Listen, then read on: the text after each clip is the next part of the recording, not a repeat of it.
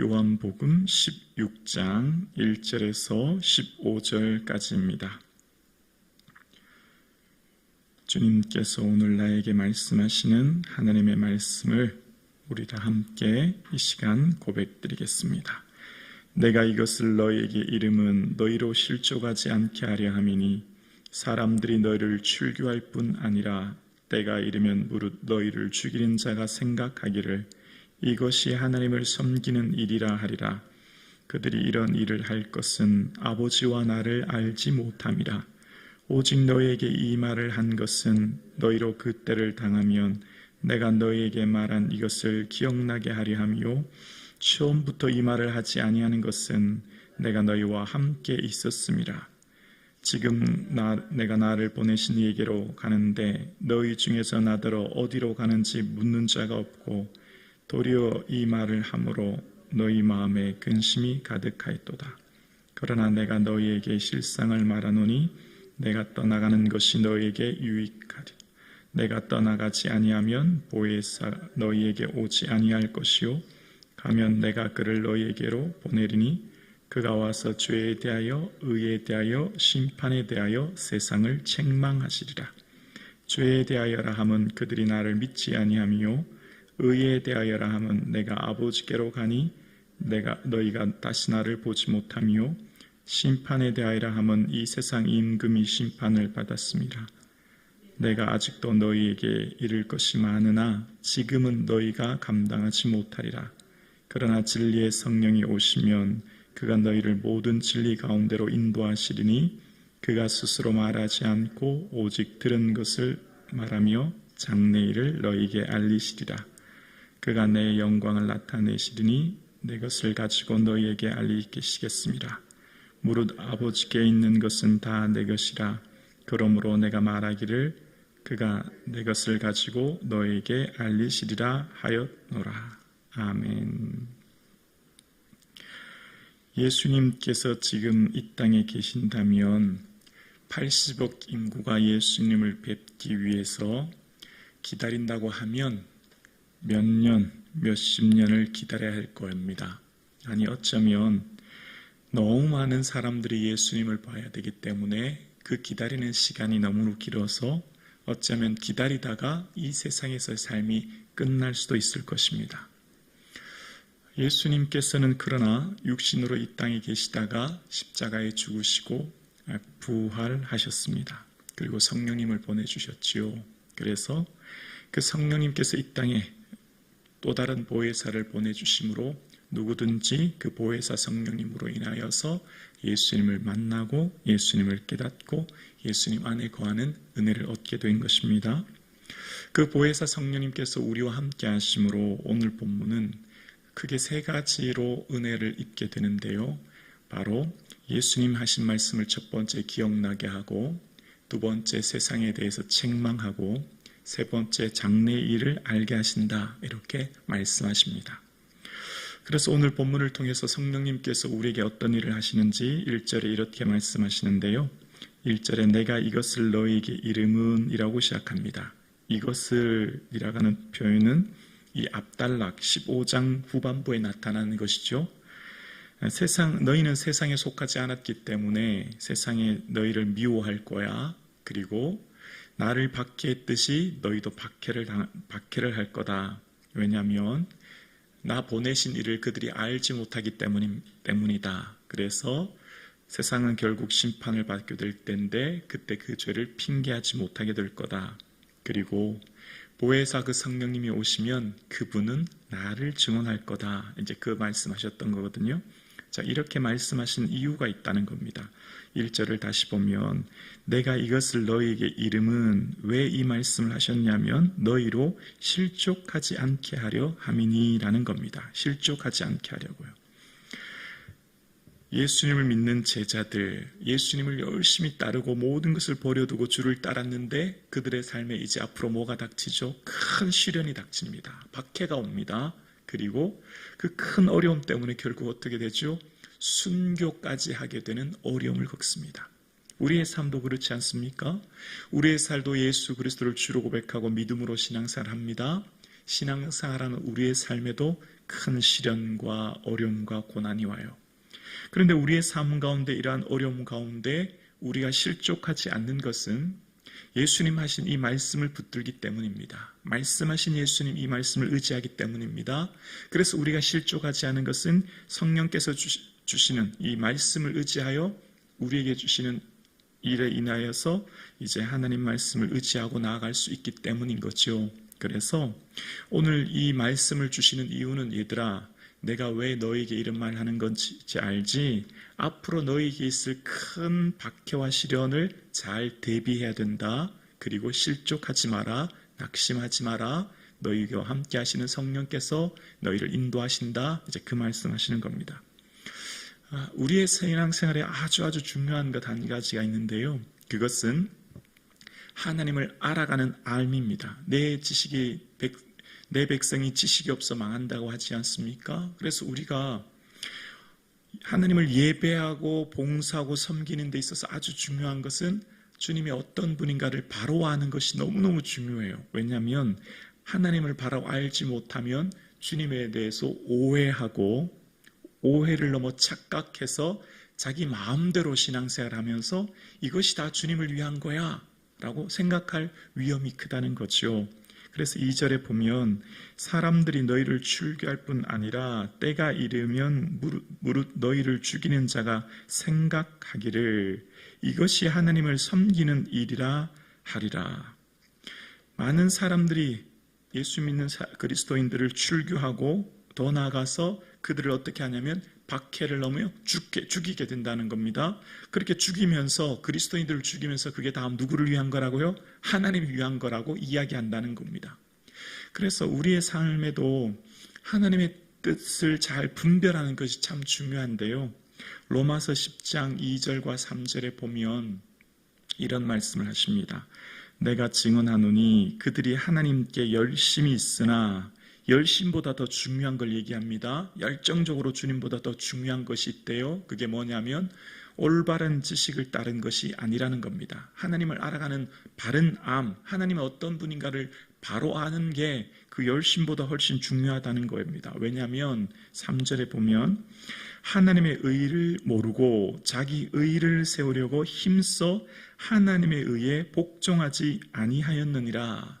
하나님이 어떤 분인지 모르면 내 의를 세우려고 내가 애쓰고 힘쓰고 하나님 말씀 하신 그 의를 복종하지 않는다는 것입니다. 그래서 우리의 삶 가운데 열심보다 훨씬 더 중요한 것은 하나님이 어떤 분인가를 바로 아는 것.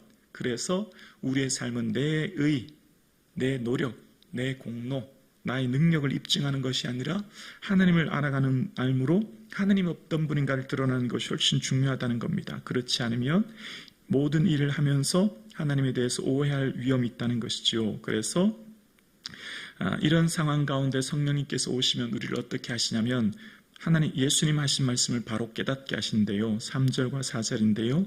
그들이 이런 일을 할 것은 아버지와 나를 알지 못함이라 오직 너희에게 이 말을 한 것은 너희로 그 때를 당하면 내가 너희에게 말한 이것을 기억나게 하려 함이요 처음부터 이 말을 하지 아니한 것은 내가 너희와 함께 있었음이라. 예수님께서 오늘 이 말씀을 하시면서 너희가 그 때를 당하면 박해와 시련을 만날 때 어떻게 되냐면 예수님 하신 말씀을 기억나게 하려 한다 말씀하십니다. 지난 시간 14장 26절 말씀도 기억나시죠? 보혜사 성령께서 오시면 내가 너희에게 말한 모든 것을 생각나게 하신다고요. 오늘 하루를 살아가는 여러분의 삶에 어떤 생각, 어떤 기억으로 살아가는가가 너무너무 중요하지 않습니까? 근데 그 보혜사 성령님께서 임재하시면 우리의 생각 가운데 예수 그리스도의 말씀으로 채우시고 그 말씀으로 채우심으로 말미암아 우리의 삶에 주님을 바로 알 수 있도록 은혜 내려주신다라고 이야기하십니다. 오늘 우리의 모든 입술의 말과 마음의 묵상이 주님께 연락되는 은혜가 있기를 주의 이름으로 축원합니다. 우리의 모든 생각이 예수 그리스도로 충만하여 주님을 깊이 묵상하는 하루 될 수 있기를 주의 이름으로 축원합니다. 우리의 삶 가운데 이 하루를 보내시는 저와 여러분의 삶에 예수 그리스도의 말씀이 기억나므로 충만한 은혜를 누릴 수 있기를 소원합니다. 우리의 삶에 그것은 바로 성령님이 하시는 일이라고 말씀하고 계십니다. 그러면서 이제 5절에서 6절에 보면 이제 내가 어디로 가는지 묻는 자가 없고 너희에게 근심이 가득했다, 이제 그렇게 말씀하는데요. 이전에 도마가 질문했을 때 어디로 가시는지 알지 못합니다 그랬을 때 주님 말씀해 주셨잖아요.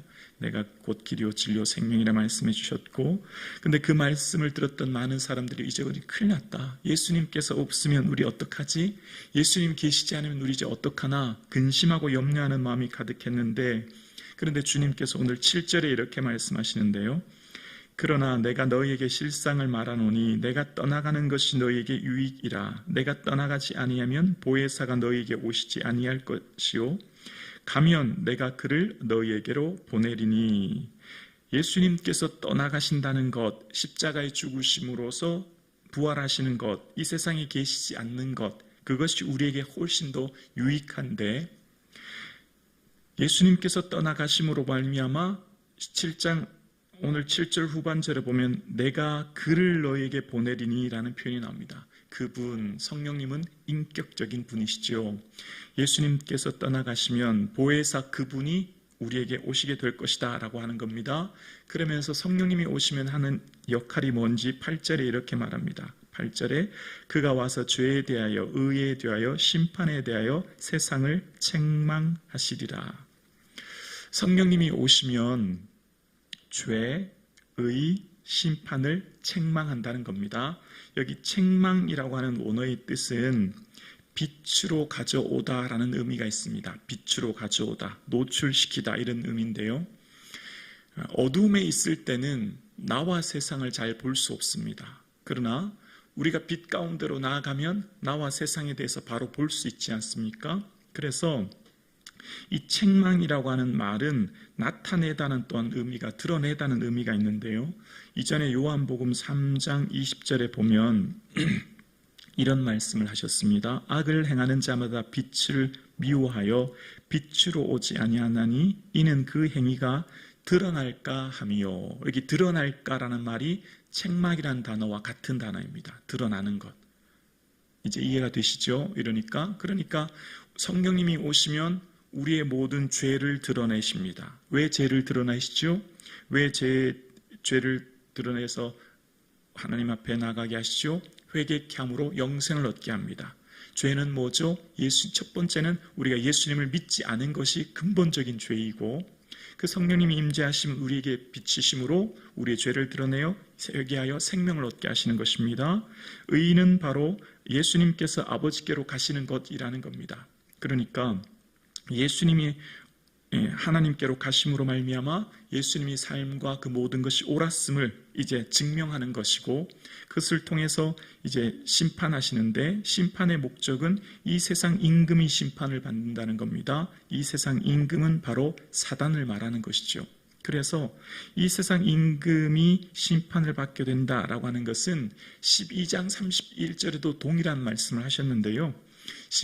요한복음 12장 31절에 이제 이 세상에 대하여 심판이 이르렀으니 이 세상 임금이 쫓겨나리라. 이 세상 임금이 쫓겨난다는 겁니다. 사단이 이제 멸망하게 된다, 이런 말씀하시는 거예요. 그러면서 성령님이 오시면 어떻게 해요? 우리를 빛 가운데로 가져가심으로, 빛 대신 예수 그리스도께로 인도함으로 우리를 모든 불의를, 모든 죄악을, 모든 잘못을 회개케 함으로 은혜를 입게 됨을 말하는 겁니다. 그러면서 12절과 13절에 보면 성령님이 하시는 역할을 이렇게 말씀하세요. 내가 아직도 너희에게 이를 것이 많으나 지금은 너희가 감당하지 못하리라. 그러나 진리의 성령이 오시면 그가 너희를 모든 진리 가운데로 인도하시리니 그가 스스로 말하지 않고 오직 들은 것을 말하며 장래 일을 너희에게 알리시리라. 아멘. 예수님께서는 제자들에게 마치 젖으로 먹이고 밥으로 하지 않은 것은 그들이 아직 어리기 때문이요, 지금 아직 모든 것을 말씀하지 않은 것은 이후에 성령님께서 오시면 하실 말씀을 이야기하신 겁니다. 그러면서 13절에 보면 진리의 성령이 오시면 그분은 너희를 모든 진리 가운데로 인도하신대요. 이 모든이라고 하는 것은 완전한이라는 것인데요, 완전한 진리 가운데라고 하는 것은 그 안이라는 겁니다. 완전한 진리 안으로, 완전한 진리는 어느 분이에요? 예수님이시죠. 완전하신 예수님 안으로, 예수님 그 안 속으로 인도한다는 겁니다. 이 인도라는 말은, 호데스케오라고 하는 말은 전인적인 인도한 것인데요, 안내하다는 의미가 있습니다. 안내. 그래서 이 단어는 호데스코스라고 하는 단어에서 유래했는데요, 이게 뭐냐면 안내자입니다. 안내자. 성령님은 우리의 안내자입니다. 어디로 안내하죠? 어디로 안내해요? 예수님께로, 예수님 그 안으로, 예수님을 향하도록 예수님께로 우리를 안내하시는 분이라는 거예요. 그래서 성령님께서 인도하시면, 임재하시면 우리의 삶을 예수 그리스도께 인도함으로, 예수님께서 포도나무 비유에서 말씀하신 것처럼 그가 내 안에 내가 그 안에 있게 하려 함이라. 성령님이 임재하시면 주님 내 안에 거하심을, 내가 주님 안에 거함을 깨닫고 알게 함으로 우리가 주님의 주시는 그 평강 안에 거할 수 있도록 은혜 주신다 말씀하시는 겁니다. 성령님께서 임재하시면 우리를 예수 그리스도 그 안으로 인도함으로 주의 은혜 안에 그 안내자가 되어주신다라고 말씀하시므로 주의 은혜 안에 거하게 된다는 거예요. 오늘 예배드리시는 저와 여러분의 삶에 인도자, 안내자 되시는 성령님께서 지금 여러분을 인도하고 계시죠. 여러분을 인도하시죠. 예수 그리스도께로 인도하십니다. 그래서 오늘도 우리는 이 예배에 나와 주님을 예배하는 것입니다. 오늘 그래서 우리는 주님께 찬양하며 경배하는 것입니다. 성령님께서는 우리를 인도하셔서 주 예수 그리스도 계신 그 영원한 천국까지 우리를 안내하십니다. 인도하시죠. 그래서 우리로 영원한 영광을 얻게 하시는 것입니다. 그래서 그 진리의 성령이 오시면 13절 후반절에 그가 스스로 말하지 않고 오직 들은 것을 말하며 장래 일을 너희에게 알리시리라. 그분은 스스로 말하는 것이 아니라 오직 예수 그리스도께로부터 들은 것을 말하고 장래일, 장래라고 하는 말은 오다, 돌아오다라는 의미가 있는데요, 오다는 말은 뭐예요? 예수님 다시 오시는 것. 성령님께서 임재하시면 예수님 다시 오시는 것을 알게 되어서 그 예수님 다시 오심을 준비하게 하시고 예수님 다시 오심을 생각함으로 이 땅을 살아가는 겁니다. 그래서 그분이 오시는, 성령님이 임재하시면 하나님 나라를 소망하게 되고 그 하나님 나라에 대한 비전을 가지고 오늘을 살게 됨을 이야기하는 거예요. 그래서 성령님께서 오시면 그 장래일, 궁극적 우리의 미래가 뭐죠? 예수님 다시 오시면 우리를 예수님 계신 곳으로 인도하시고 그 영원한 영광의 나라에서 우리가 주와 함께 거하게 될 줄로 믿습니다. 오늘 예배드리는 저와 여러분, 세월이 얼마나 빠른지 몰라요. 벌써 이제 얼마 안 있으면 3월이 다가옵니다. 정말 시간이 이렇게 빨리 흘러갑니다. 이렇게 빨리 흘러가는 세월 속에서 생각하면 생각할수록 감사한 게 있습니다. 이렇게 흘러가는 세월 속에서 허무밖에 남지 않은 이 세상, 그러나 우리가 소망을 가질 수 있는 이유가 바로 성령님께서 우리와 함께 하심으로 우리를 통해 저 영원한 천국으로 인도하시는 그 은혜인 것입니다. 그 영원한 천국을 소망할 때에 우리가 이 허무뿐인 이 세상 가운데 소망을 하게 되고 우리에게 기쁨이 있게 되는 것이죠. 그래서 성령님께서 오시는 그 기쁨은 세상이 빼앗아갈 수 없다 말씀하십니다. 오늘 우리의 삶의 진정한 행복이 무엇입니까? 바로 예수 그리스도요. 진정한 행복과 기쁨과 즐거움이 주님께로부터 옴을 기억하면서 우리의 삶에 그 영원한 하나님 나라로 인하여 기쁨이 충만한 하루 될 수 있기를 주님의 이름으로 축원합니다.